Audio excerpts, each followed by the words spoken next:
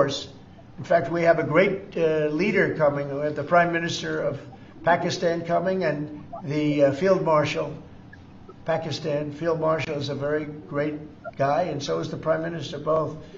And they're coming, and they may be in this room right now. I don't know, because we're late.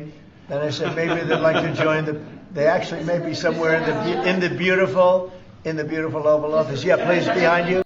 Sir जय Hind, colonel Sanjeev Sirohi sir, जय हिंद, बहुत बहुत शुक्रिया समय देने के लिए। Thank you sir.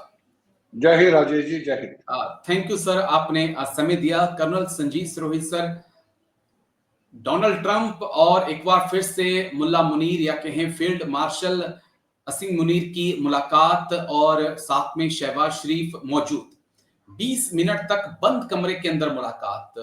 मेरे लिए सरप्राइजिंग यह है कि पीएम मोदी हो या मैक्रो हो या यूक्रेन के राष्ट्रपति जेलेंस्की हो, जितने भी नेता ट्रंप से मिलने जाते हैं सबके साथ ओपन गलियारे में, मीडिया के सामने, सबके सामने बातचीत होती है।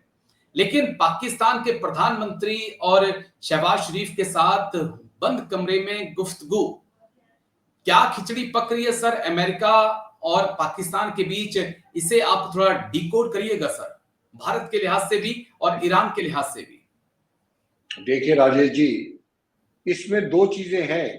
पहली चीज तो ये है जी कि मुझे लगता है, और एक तीर से डोनाल्ड ट्रंप साहब दो शिकार करना चाहते हैं। पहला तो शिकार भारत है। भारत को वो बार बार जो है ऐसी चीजें भारत के खिलाफ करते हैं, भारत को प्रेशराइज करने के लिए। क्योंकि अगर आप देखें, ग्लोबल साउथ के लिए भारत बोलता है, साउथ एशिया में भारत जो है एक रीजनल पावर है, साउथ ईस्ट एशिया में रीजनल पावर है। भारत का जो है मिडिल ईस्ट या वेस्ट एशिया के से अच्छे संबंध है। तो वो चीजों को देखते हुए डोनाल्ड ट्रंप साहब अब कोशिश पूरी उनकी ये है कि वो जो है पाकिस्तान को ये दिखा के भारत को कि मैं पाकिस्तान के साथ बंद कमरे में बात कर रहा हूं। तो बंद कमरे में आदमी उसी से बात करता है जिसको वो अपना खास समझता है, जिसके साथ अपनी जो सीक्रेट है, अपनी जो चीजें ऐसी है जो औरों को नहीं बताना चाहता, उसके साथ शेयर करता है। तो वो जो है भारत को ये संदेश देना चाहते हैं कि जो है हम पाकिस्तान के क्लोज आ रहे हैं और हम आपसे उतनी ही दूरी बनाए जा रहे हैं। और ये मैसेज भारत के लिए नहीं है, ये और जो साउथ एशियन कंट्रीज हैं या भारत के नेबर्स हैं उनके लिए भी ये बताया जा रहा है कि भारत जो पाकिस्तान जो है अब एमर्जिंग सेंटर ऑफ पावर है, ना कि भारत सेंटर ऑफ पावर है। तो एक तो सबसे बड़ी चीज ये है जो कि इसमें भारत के ऊपर प्रेशराइज करने के लिए भी है, और भारत के आसपास जो नेबर्स है भारत को, उनको भी ये बताने के लिए कि हमारे लिए Pakistan is more important then India. That is number one Rajendra. अब दूसरा, ये तो इंडिया और अमेरिका के बीच की बात बताई जी। अगर हम और मुद्दों को देखें तो देखिए, ईरान के साथ जो है अमेरिका के ताल्लुकात अच्छे नहीं है। ईरान के साथ उन्होंने न्यूक्लियर साइट पे हमला भी किया है। तो अमेरिका जो है पाकिस्तान को ईरान के खिलाफ भी यूज करना चाहता है।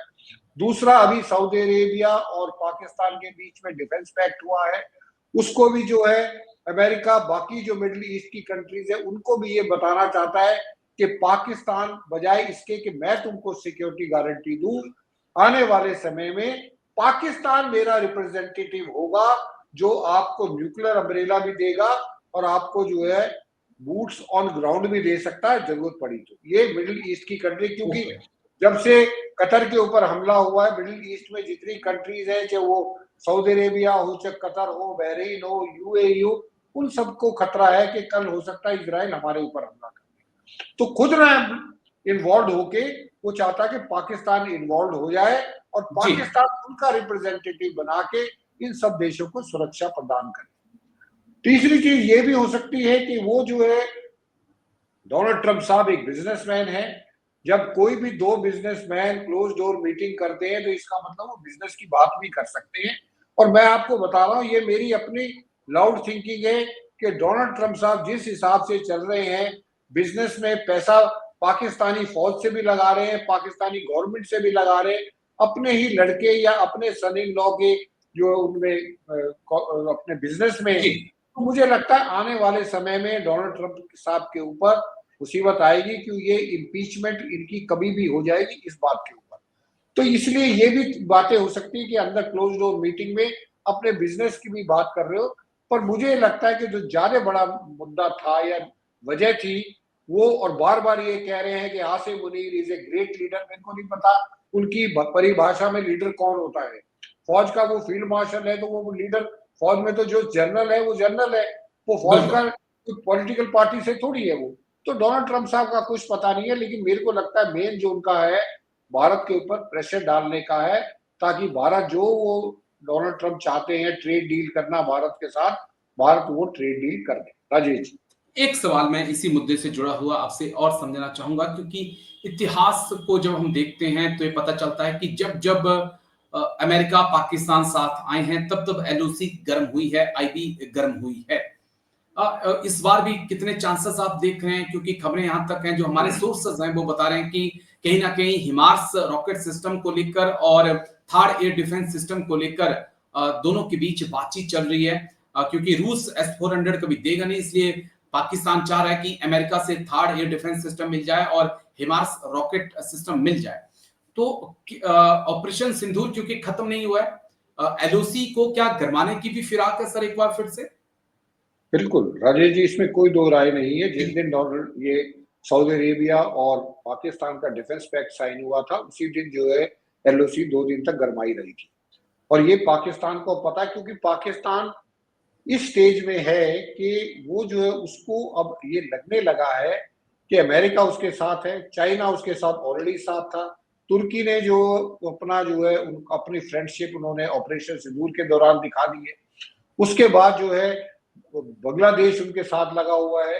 तो पाकिस्तान ने पूरी कोशिश की जा रही है अमेरिका की और पाकिस्तान के मिलके कि भारत को घेरा जाए। तो मुझे लगता है वो दिन दूर नहीं है, चाहे वो ईस्ट से हो चाहे वो वेस्ट से हो, भारत के ऊपर और जो है टेररिस्ट अटैक होगा और उसका जो है अंजाम फिर देखा जाएगा कि भारत सरकार उसको किस तरीके से डील करती है।